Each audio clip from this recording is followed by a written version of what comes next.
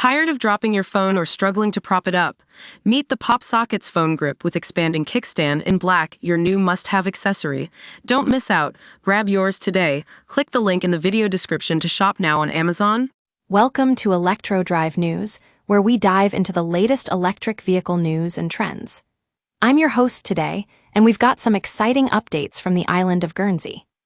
The States of Guernsey has announced plans to install 8 new public electric car charging bays across 2 car parks on the island.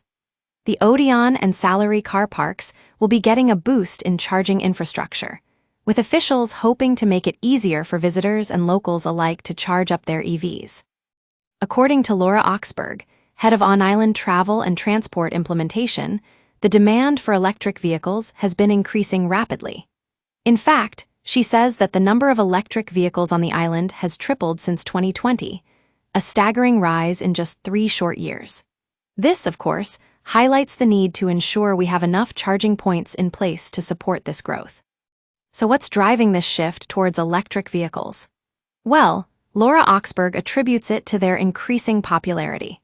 With more and more people turning to EVs for their convenience, efficiency, and environmental benefits, it's no wonder that Guernsey is taking steps to keep pace with the demand. Now, we know that having a decent charging network is crucial for anyone considering buying an electric vehicle, and it seems like the States of Guernsey has listened.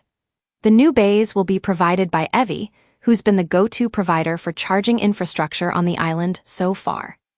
With these new bays coming online, we can expect to see a significant improvement in the overall charging experience for electric vehicle owners and potential buyers alike.